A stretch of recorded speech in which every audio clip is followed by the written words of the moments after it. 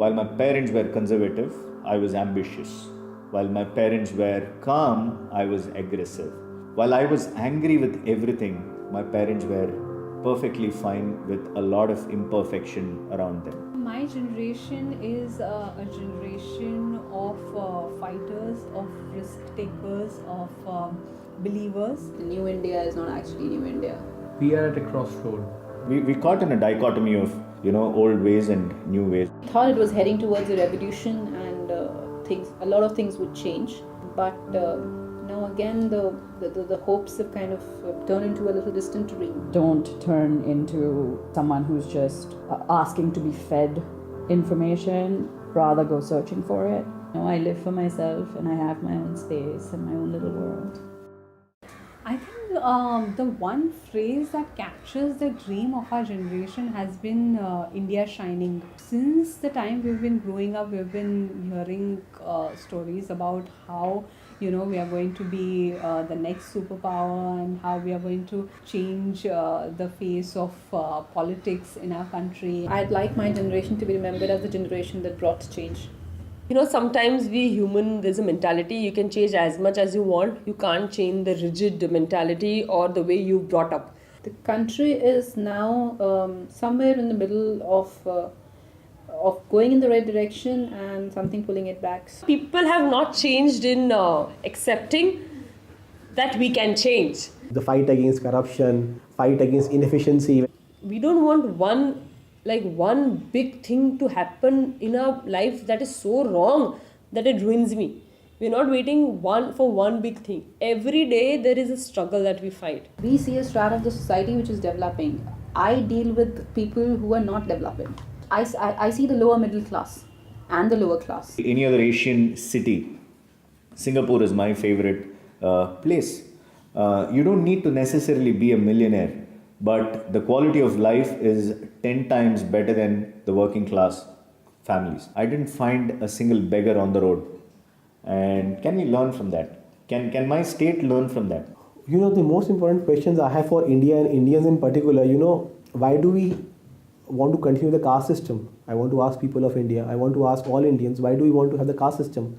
Why do we fight on the basis of religion? Even a person who takes to crime has something that's driving him to do that. And in some ways, as a community, we have pushed him to that. So I think we need to understand that crime is a process that starts with us. We abet crime either with silence or with ignorance or with just inaction altogether. Education and safety, security, and treating women and on par. And it's not about making reservations for women, giving 30% reservation in parliament bills. It's about that sense of respect that comes from within, and I think it has a lot to do with a mentality rather than just passing a bill in or passing a law in court. I would like to change the way women are treated in our country. When my wife got pregnant, the first thing was, it's a boy or a girl. When she was born, the entire discussion started into being able to provide her a life in which we want her. Her security is a concern, whether we'll allow her to sort of travel by bus or, we'll have to sort of hire a driver for her. But yes, the security environment of India, especially in day to day, is very unsafe for a girl. We've become so complacent because we've realized that, okay, this is just the way it's going to be. We're not going to do anything about it. And every time a big incident happens, we're all about protesting and then we forget about it. So we're not being as sustained, I think, personally, we're not being as sustained in our fight as we should be. So whether it's a news headline where a political leader has said something so stupid as legitimate rape could not get you pregnant, a judge who once declared their daughters as liabilities. You still see a lot of villages in Haryana where they have the ghungat, and which actually covers most of their face. Why is that really required? They don't believe in education. The foremost question is if they should exist, and everything sort of borrows or sort of weighs in on that question. How long, or if we will ever be able to achieve a peaceful existence. Why they are becoming intolerant and where it started. I was called names, I was called all kinds of bizarre stuff, and then when I was in law school, I was because of the race that I belong to.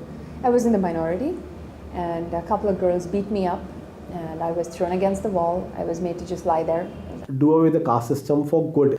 That is one thing which is very, very important, because all our evils in the society today is because of that. That one stupid caste system which has prevailed. So there are some vested interests which sort of wanted to continue.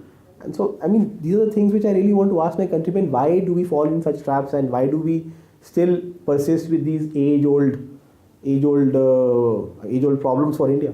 I personally believe if I can transform 500 meters of life around me and every individual does the same thing, en masse change happens. It's not big things, but the way we operate, the way we handle things. Can I keep my household clean? Can I not dirty the place? Can I be truthful? Can I not lie? Can I not cheat? Right? I think if this happens in every single household, change happens over a period of time, and India will definitely be a country that most of us dream about. We're capable of change. We're not a people that are broken, in need of change. Not the entire generation is creating the change. Some of us who are more angry with the country at large, the other type, which is the majority type, including me, which doesn't care. You know, if I see there is something that's going wrong, I'm not the one who gets off my car and goes and questions. I'm saying, this is India. Let's just carry on with life. I want to be ethical. A lot of times that's a very ungrateful act. Like initially I told you I was very patriotic. I talked about having an NGO. That's faded away from me. I don't want to do anything for India anymore. It's not enough to vote in an election, elect a leader and say he'll take care of it. We need to be the wind beneath the sails of that leader and push those sails in the direction that we want to see change in.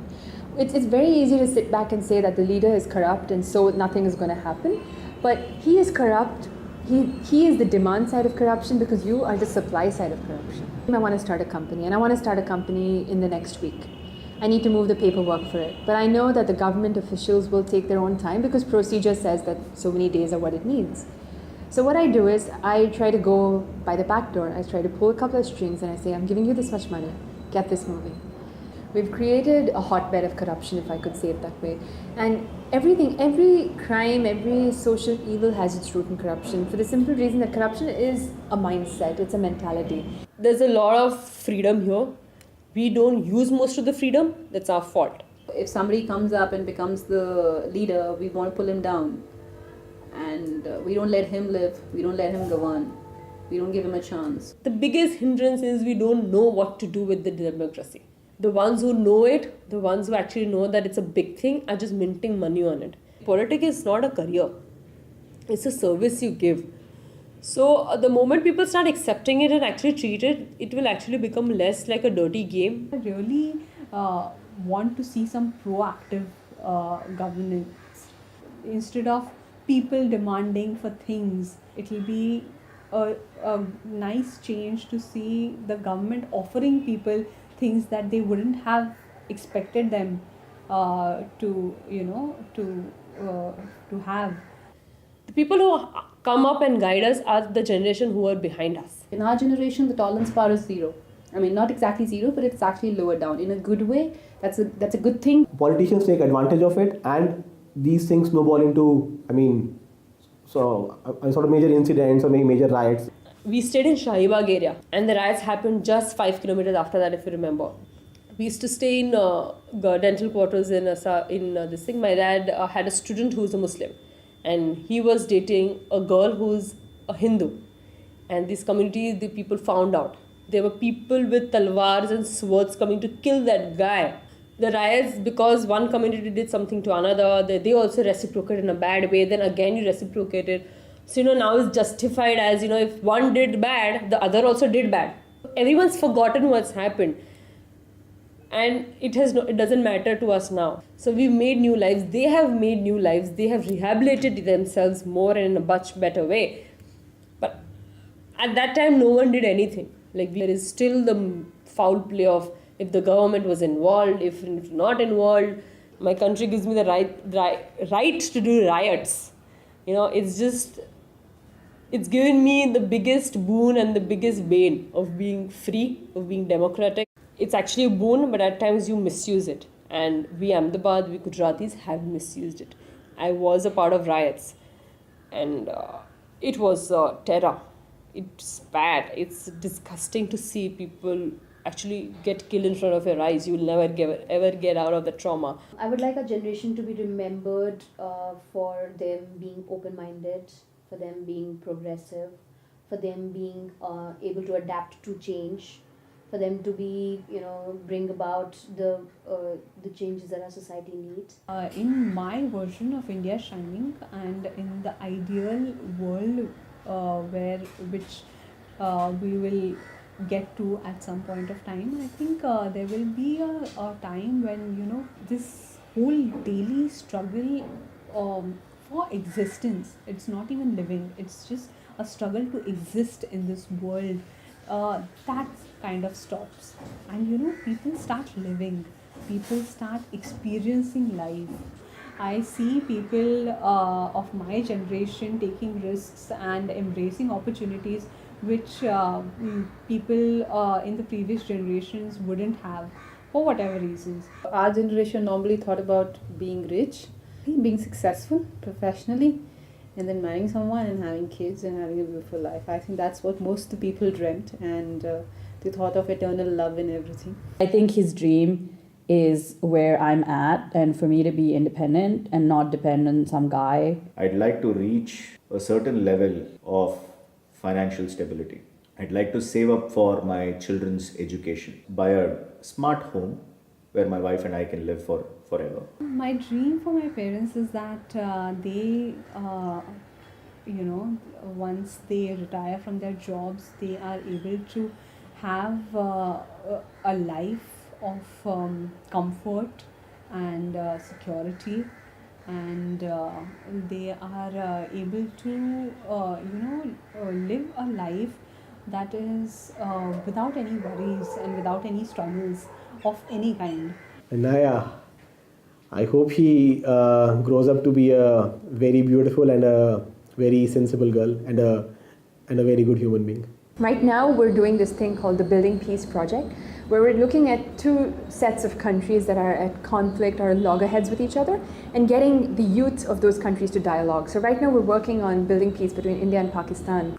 My wife and I, we believe India is going through an extremely interesting phase where old thoughts are being questioned, broken. Everything about India makes me feel proud of the fact that I'm an Indian. I'm actually quite happy that I'm born in this country. There is a method to madness, although to an outsider it may seem that it's completely chaotic and it's completely spiraling out of control. But somewhere I think there is a system that makes this madness works, and it's working for all of us.